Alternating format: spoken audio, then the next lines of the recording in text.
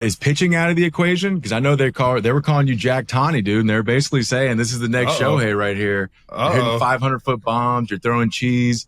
Don't answer this if this is going to put you in a weird situation. I'm not going to say it's completely out of the equation at all, but it's one of those things where going in your first big league spring training, you just kind of need to focus on one thing, is what they've told me. So not too entirely sure what that's going to be at the moment, but for me personally, I've still been playing long tossing and throwing my change-ups and cutter just in case, just to be ready. Yeah, whenever absolutely. they're like, hey, you ready to go? Like, yeah, I'm ready. I've been waiting for this one.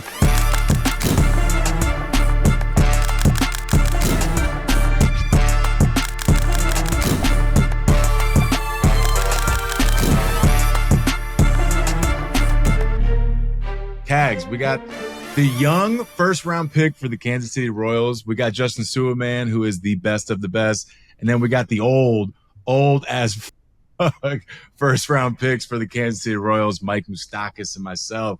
Cags, good to see you, buddy. Is it JC? Is it Cags? What did everybody call you? A lot of people just go by Cags. It's kind of just something that is. Love that. God, Keep it easy. I love that. I love that. We're not the smartest group.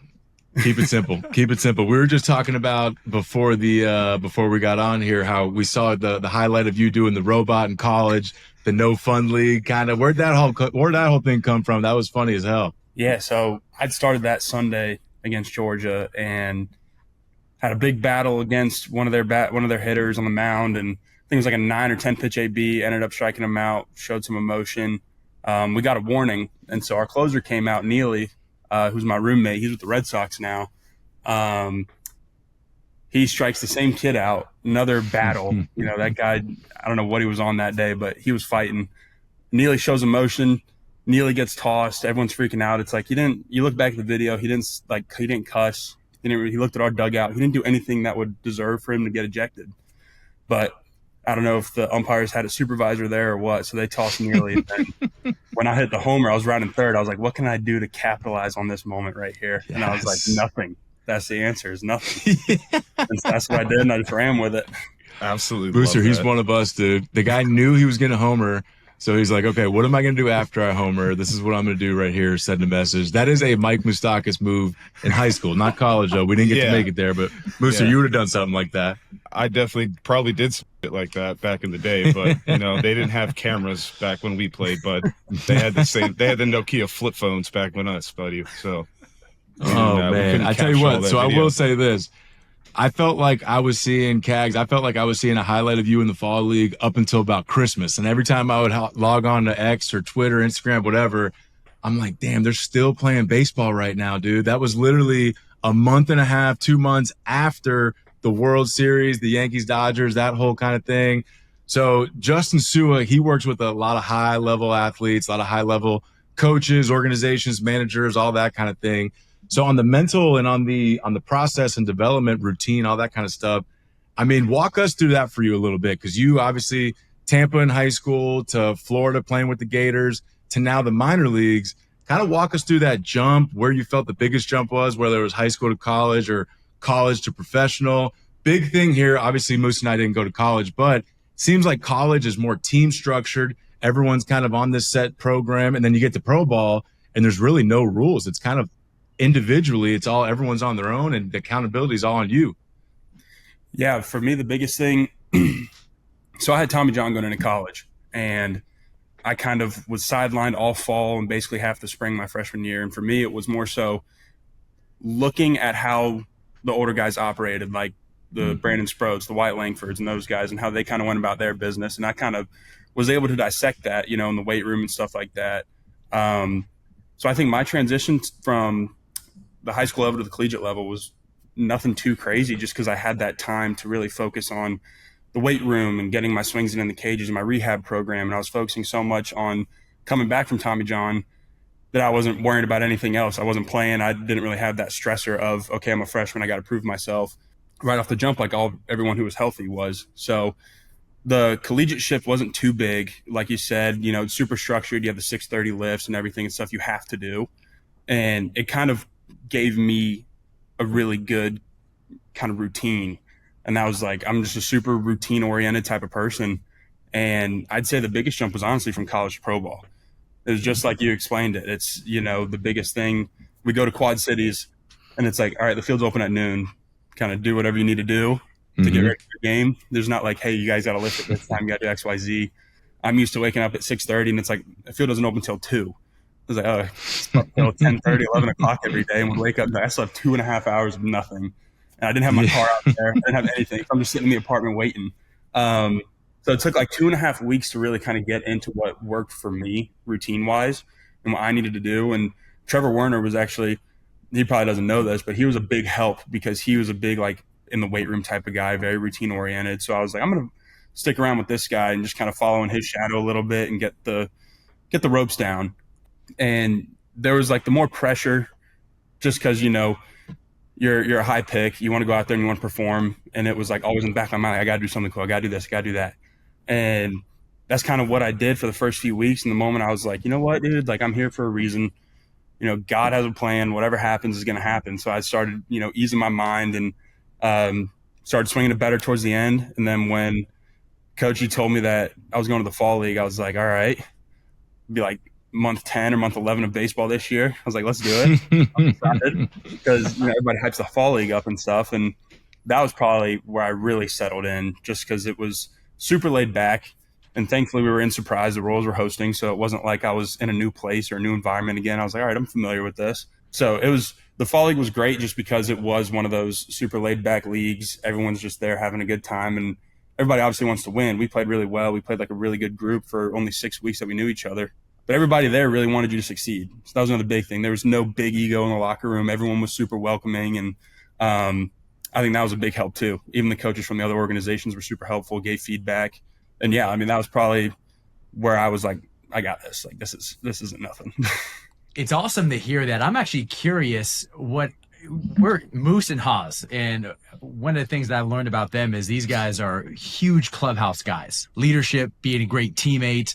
What was it like going to the pro ball and being teammates with guys from different countries who don't speak English? What was that adjustment like? I'm going to speak real quick before Moose goes right here because I had it super, super easy. Moose was the first round pick in 2007, and then I was 2008. So I got to come into a group of guys in the minor leagues that was already a big friend group, and Moose kind of took me under his wing. And I tell you what, that was the coolest thing that I had ever seen was because there was no division in that clubhouse. The Latin guys, the American guys, everybody was just one huge friend group. And we never felt any kind of pressure being the high bonus guys, the first round picks. So I got lucky in that aspect. Moose, I'm sure it was a completely different thing for him because he was kind of introducing himself to all those guys. And I'm sure for you, Cags, as well. But Moose, I would love to hear how that was for you getting in there in 2007. Yeah, man. I had to go in there kind of like Cags. I was like, okay, first round pick, gotta do something to excite everybody every single day.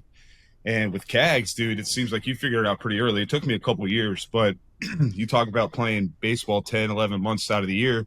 We were going to spring training, instructs, fall leagues, this, that, every single day. So we were spending all day, every day with the same group of guys. And we ended up becoming more of a family, which I think made it easier for Haas because he just kind of came in and lumped himself in right with us. And I was going to ask you about the one guy that kind of took you under his wing. I had an entire team take me under their wings, show me how to do things like, getting to the field early, getting there on time, this, that, the other thing. So it was pretty cool to hear how you already figured that out at such a young stage in your career, because it took me and maybe even Haas a little bit more time than obviously you did. Yeah, it was great walking into like the Quad City Clubhouse. It felt kind of like a college locker room. There were a lot of college guys. There were 2 guys from my high school draft who are on that team now. So I'd known them prior going into it. So I was like, okay, I'll know at least 2 people here. And then seeing how everybody kind of operated, I was like, oh, this feels like a college clubhouse where everyone's like talking to each other about how they're feeling, what they need to work on and whatnot. And I was like, this is great. Everyone made it like pro ball out to be that everyone's super individualized. You gotta, it's got to be in your own hands. No one else is going to help you to make it up. But it's like, no, like at the end of the day, everybody in our organization, at least, and you guys know this better than anyone, better than I do. It's like, we just want to win at the end of the day. It's all about score more runs on the other team. Doesn't matter if it looks pretty or if it looks ugly. You just want to win baseball. I love this guy. Absolutely love this guy. Let's go. guys bless this guy. These guys aren't worrying about their stats or nothing. They're like, all right, what can I do to help the team win? And I mean, we had guys like Spencer Nivens. He hit more homers than Judge and Ohtani in the second half of the season. And I mean, I hit behind him and I was like, all right, RBIs are going to be pretty slim to none because bases are empty every time I come up. But, just having guys like that and knowing that you can rely on one another, that was also the biggest kind of like mental decompress as well. It was, these guys have your back too. They're not hoping you do bad. Oh, that's huge. And Stuart, you've spent a lot of time in Tampa. You spent a lot of times with organizations that the culture is next level. And Moose and I prided ourselves when we were the older guys in Kansas City because we felt like that culture for a guy like yourself that's getting drafted in the first round, signs for a bunch of money. I mean, everybody was watching you in the College World Series, so you have a lot of pressure on yourself. But for you to come into a culture that makes you feel comfortable and makes it feel like, hey, I don't need to do something heroic every single day. I can just be one of the guys. Stuart, that's got to be so important for a young guy, especially a prospect like Cags. Yeah, I want to go back to my question. I'm curious, how is it being in the clubhouse with the Latin guys? I swiped that one. Yeah, that's where we started. My question, we're not answering that question. That's a great question, too. Yeah. That's the only thing. I was like, God, I want to know, too. Yeah. I was like, you're not answering that. We're going to answer these other ones. Oh, man. I'm going to give you time to think about it, Cags. Okay, now go. They're awesome just because they want to learn just as bad as we do. And I mean, they have the same. Everyone's like-minded in the club. Everybody wants to be a big leaguer, and obviously the language barrier is probably the biggest barrier that you got to get through. And in the fall league, we had Daniel Vasquez. He was an international sign from the Dominican Republic. Very broken English, but you sit there on our off days, and we'd have the same off days. I'd try and teach him English. He'd try and teach me Spanish, and I'd try and get to know more about him, what he likes to do outside of baseball, and all that type of stuff. And it was actually Guthrie was the one that kind of told us about that in our fall league orientation. He was like, get to know him. And it kind of resonated with him. Like, these guys don't need to feel isolated coming here. I mean, it was him and maybe two other people who were predominantly Spanish speakers on our team. And you wouldn't have even been able to tell that they were everyone included them. We were talking to them all the time. They were talking to us. They were teaching us the slang, not the best words, but they taught us some words and stuff. So it was honest. It's fine. All those guys are great. Mooser, you went to DR Instructs, right? In 2008, I believe. Yeah, I went to Instructs with a couple of the boys. That was a different world out there, man. You're all sleeping in one huge dorm.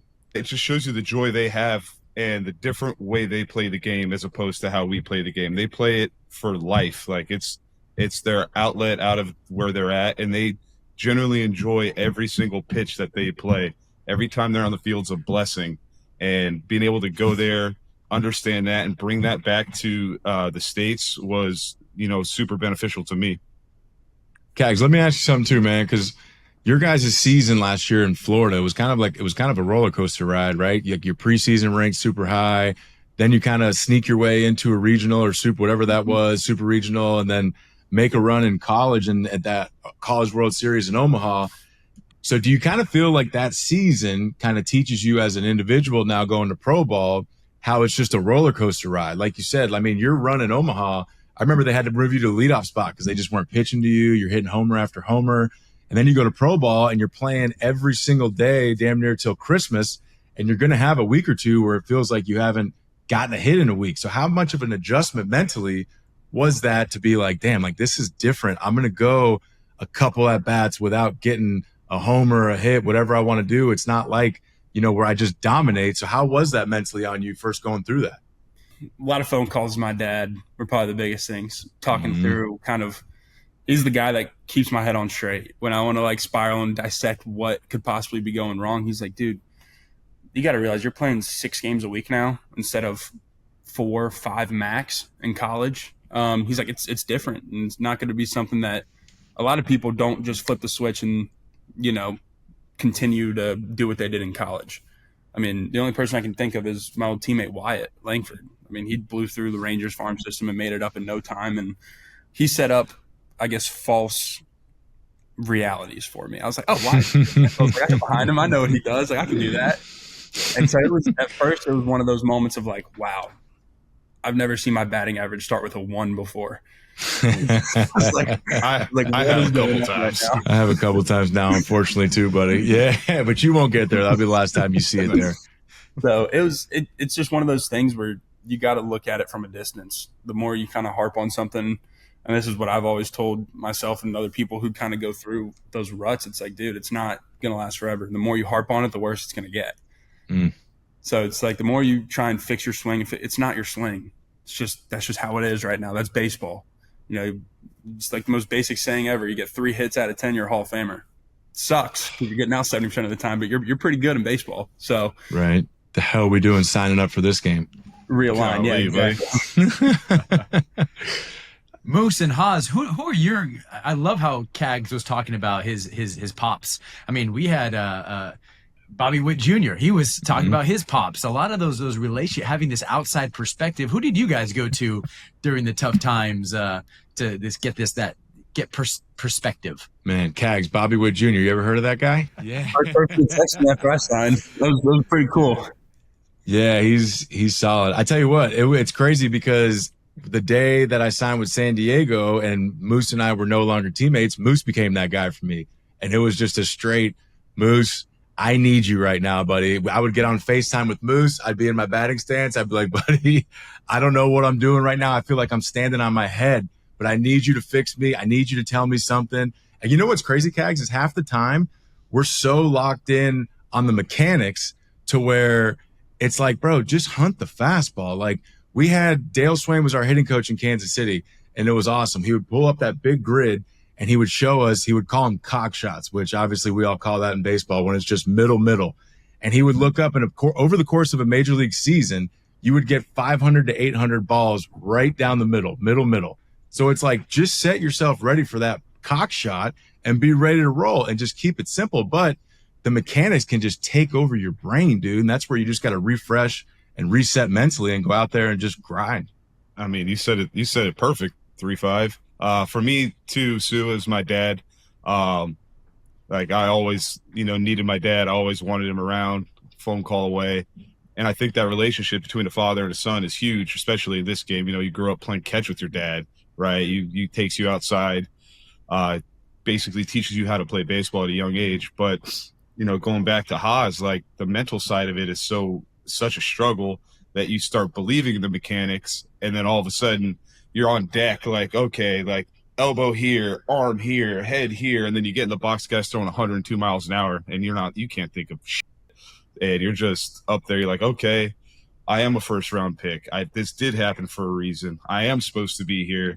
I'm just better than the guy on the mound, and it just feels like, Cags, you got that. Man, you got that figured out at a pretty young age right now. That's pretty special, dude. Hats off to you and whoever gave you that insight. That's pretty special. It's gonna take you a long ways, man. I'm stoked. That is wild. Yes. It took me about 3 years in the big leagues to figure that out. Yeah, we all go through our ups and downs. I remember one time I went back. It was a pitching change, and I went back to the dugout to look at the chart and just kind of see what the guy had. And Moose had just faced him, and I'm like, Moose, what do you got on this guy? What's the slider doing? Whatever. And Moose just looks at me and he's like, 3-5. You're just better than this guy. I was like, yes, dude. Okay, let's go. And that's all I needed was that refresh. Speaking of your dad, Cags, I remember this one game specifically in Omaha, and I was kind of pissed about this. Where does your dad work, and why the hell could they not give him off during Omaha? Like, we're in the College World Series. It's your year out there. You're dominating. Why can't we let him off to go watch you play in the College World Series? I know. So he's a lawyer. So basically, ever since COVID, everything turned virtual. So he could travel to just about every weekend series in college. And he made the trip out. My mom was there. My now fiance, at the time girlfriend, was there. And yeah, he had this scheduled. And of course, it was because that we lost to Texas A&M that we were slated for the earlier game. So of course, he had like a 10:30 or an 8:30 that he had to do out there. And it ran probably an hour and a half into the game time. He made it eventually. But I remember my mom telling me, like, the cameras, my mom was just saying, the camera's always on me. Like, your dad's, he's not here right now. So it's really awkward. I just have to like stare at the field, not look at the camera. But my dad, when he's at games, is the most locked in person. He'll show zero emotion to anything. Like, I'll hit a go ahead homer or something, and he'll crack a smile, and that's about it. They're like his friends, and they're like, dude, can you like look excited, like your son just hit a homer or something? And they'll put the camera on him. He's just like stone cold, just staring. And I'm like, all right. And he's not that type of guy. I mean, he's the most like, he's just like a down to earth. He's a happy person. So for him to always be like that, it's always pretty funny to look back at the videos. Dude, that's so funny because that's exactly how my dad and Moose's dad was and is. And I'm thinking of it now on the other side of me being a dad watching my son Jack. And I don't think I'm going to be able to sit with any of the parents. I think I'm going to have to be the guy that's just constantly walking around. He walks around. Exactly. Yeah. Like, that was my dad too. That's me. The days I'm pitching, my dad can't sit down. He'll leave my mom. My mom's just sitting there by herself. My dad's just around the stadium. Dude, I'm all about that's going to be me. Yeah, me too. I mean, I always knew where my dad was too. Like I knew he was in left field. I knew exactly where he was located at. You didn't have to tell me. But now I decided just to start coaching these kids, dude. Yeah. Cag, so this is, and correct me if I'm wrong, this is your first off season as a professional baseball player, right? Sorry. Talk to me about like people. That's one thing that people don't take into consideration, and all the work that's done just to prepare for spring training. People who don't know baseball think that baseball players show up to spring training. Okay, now let's get going. People have no idea. What's your first off season been like, and what are some lessons you're learning?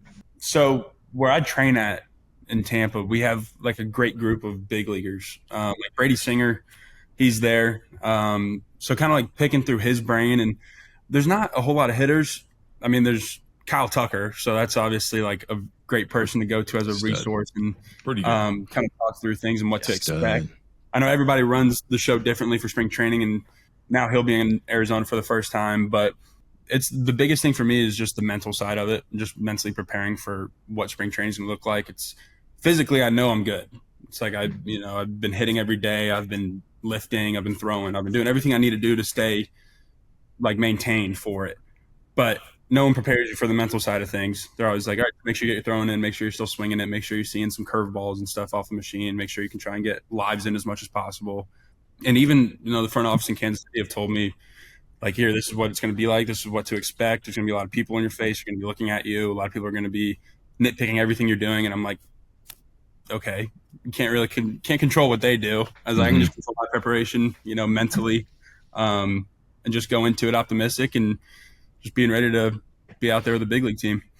Hell yeah. I love that. And then, so let me ask you this too, and I don't want to put you in a weird spot. If it does, you don't have to answer this, but is pitching out of the equation? Because I know they were calling you Jack Tawny, dude, and they're basically saying this is the next Shohei right here. You're hitting 500-foot bombs. You're throwing cheese. Don't answer this if this is going to put you in a weird situation. But and speaking of, I just found out not the other day, but recently that Mitch Meyer is the farm director over there. That guy is a stud of a human being. Stud. Yes. Stud. Yeah, Mitch has been nothing but awesome when it comes to like communicating and everything.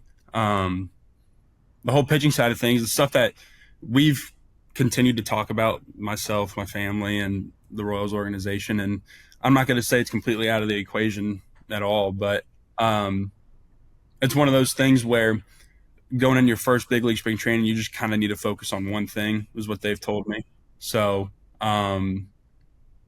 not too entirely sure what that's going to be at the moment. But for me personally, I've still been playing long tossing and throwing my changeups and cutter just in case, just to be ready. Yeah, whenever absolutely. they're like, hey, you ready to go? I'm like, yeah, I'm ready. I've been waiting for this one. So no set date or no anything like that, but I know it's not out of the equation. I love that. That's smart. So there was a guy in Tampa that was doing both as well. First base, pitcher. Pretty sure where you go to Louisville or something like that? Yeah. Okay. Yep. Okay. Cags, just to let you know, you're talking to two guys that threw 95 plus in high school as well. So, I mean, Cags hit 100, dude. That's nothing to him. Yeah, we're average, dude.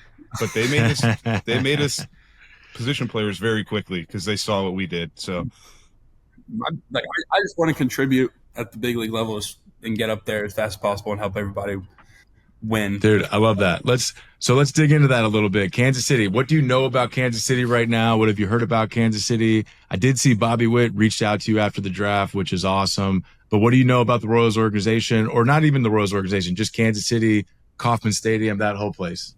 Well, the biggest thing is that from the jump, being around Singer and being around a few of the guys in the farm system so far is, it's just a bunch of competitors. That's probably like the thing that makes me the most happy. It's like everybody wants to win. So I'm like, good. Everyone's not selfish and wants to, everything for themselves. So that was amazing. The only time I've spent in Kansas City so far was just for the signing. So I was out there for like 3 days. Barbecue was great. Everybody harps on the barbecue. The barbecue's really good. We were over in the plaza. So we were with like all the stores and everything like that, and we were walking around. But I didn't realize that Arrowhead and Kaufman were literally right next to each other. Oh, yeah. So same parking lot. When we went to the field, I was like, oh, that's actually really cool. So, we have orientation coming up here in a couple weeks at Kaufman for about 3 days. So definitely going to know more about that. Oh, they got orientation now for guys. And I'm all about that. I want to hear, Stuart, what you think, and Moose, because this is like it's a like Cag said, his first year in college, that freshman year, he was rehabbing, so he got a little bit of a taste, and it wasn't just like that first year, everything was happening so fast, boom, boom, boom. What's your take on guys going to big league camp? Because back when, and I hate to be this guy again, but when me and Moose were coming up, it was like, and Cags, you have earned this right to go to big league camp. I don't want you to take this the wrong way. The guys that got drafted in the first round from organizations, especially high school guys, automatically in big league camp the next year. A lot of guys in the minor leagues were upset because it was like, you need to earn the right to get invited to big league camp versus another organization not bringing that guy, saying that they needed to earn it. Long story short, what do you think about that earn the right versus identifying your top guys, wanting them to be there and wanting them to have that taste and be around the guys? I feel like that's important. Yeah, I can go first. I think there's a lot of variables that it depends on. It might be organization to organization. The incentive for bringing someone like Cags up for right out the gate after getting signed, I mean, it sends a message to the team. It sends a message to people. Hey, let's continue to show we're getting you ready. We're getting Cags ready. We're also to everyone else. It might create a little bit of, okay, I need to step up as well. Oh, we can get there. But to your point, like there's some organizations like, no, you got to earn it. And so I think there are trade-offs for both, considering the players, the minor league players, major league players. And so it's interesting to see the different decisions that teams make. But yeah, like you said, back in the days, it had to be earned. And I don't know which one's better or not. Yeah, I kind of agree. When I was drafted, I was 18. I was immature and not ready to go to big league camp and hang out, with those guys. But, the more I think about it, when I did turn 19 and 20, when I was able to go to big league camp at 20, I felt like I was a part of the team and they were bringing me into that team atmosphere. And I feel like that's what, good teams do now is they bring those young guys into a great atmosphere and show them and make them a part. So when you do come up to the big leagues at some point, you're not the young guy that nobody knows, right? You're a guy that was in spring training. We know who this kid is. Let's go to work. Moose brought up an amazing point, and I will say this, just so you know, Cags, when guys come up to the big leagues for the first time, and obviously Moose and Haas, you know this better than I do, but what's interesting, when I talk to these guys, they would always tell me they're grateful. It's already hard enough to play the big league level. It's already hard enough when you make your major league debut and all of the media and the lights, and you're on social media. It's a whole thing around it. And sometimes, like, the players just want it. Baseball's hard enough at the major league level. You want to feel some kind of comfortability. Oh, I know some of my teammates. I know where to park. I know who to go to order tickets. I know what the clubhouse looks like. I know where the cages are. And so those tiny little things, I'm going to be honest, like, I know the coaches, I know the signs. Obviously, they change throughout the season, but those little things make it a big deal. And being invited to big league camp, that accelerates that process. Definitely. And that's what I love about the Royals right now is they're a playoff team. So they're in a situation now where it's like, listen, if you're coming to big league camp, it's because you have a chance to help us win and help us win right now and this year. And that's got to be pretty cool. Cags, what'd you take away from last year? I know Bobby Witt Jr., obviously superstar, but what do you think of the big league team where you're watching the run and Salvador Perez? I mean, he's been doing it for a long time. So How was your experience at Kaufman for the signing day? Did you get to meet those guys, talk to them for a little bit? Well, when I got in there, Salvi was in a catcher's meeting, so I didn't get to meet him. But I grew up playing with MJ Melendez's little brother. So we played on the same team. So I saw MJ again, which was really cool. Singer was there. I met Bobby, which was really cool. And it was funny because you could tell he's just like the super like young spirited, just super like fun guy. He comes out rocking a sleeveless hoodie, his hood's pulled up, and he doesn't say a word. He just walks up and just sticks his hand out, and I'm like, all right. I'm like, sweet, what's up? But no, just the dynamic of the team and how welcoming everybody seemed. Vinny, he reaches out a lot to me and like Carter Jensen throughout the fall league. He put us in a group chat and was texting us like, hey, what do you guys do when this happens? What do you do when this type of pitcher's in? What do you think about? What are you trying to attack? And I mean, it caught me off guard just because I'm like, Vinny's the first baseman. I play first. I'm like, this guy's, you can tell he's such a good guy. There's not a guy that's out there like, oh, this kid's like gunning for my spot or nothing. No, he was like, I want you to help us win. And I was like, dude, take me under your wing. You've been here long enough. Show me the ropes. Show me what to do. So I've been super thankful for Vinny and the way that he's gone about helping me throughout this time. So I'm excited to see him, especially do some ground ball work and learn more from him, especially kind of hands-on during, big league camp and getting through all that. Love that. Mooser, love what he said right there about Vinny P walking him in. That's big time. Love that. That's what it's all about, man. That's what that culture is over there. And that's how it's supposed to be. I remember when I got up to my camps and when I got called up, the guys wanted to win. So they taught me what they knew. And to have that already, dude, I mean, the Royals are in just such a great spot, and they're even a better spot when you get there. It's going to be so awesome, dude. I'm fired up. Yes, the whole city's excited for you too, Cags. We're excited. We'll be back for our 10-year reunion for the 15 championship. So hopefully you're over there in that lineup somehow, some way we can see you. But we got one quick question out there for the young guys before we let you go, pal. So give us basically, if I'm a young high school kid and I'm about to get drafted and I'm signing professionally, give me the biggest piece of advice going into pro ball. How do I get ready? What do I need to know heading into pro ball?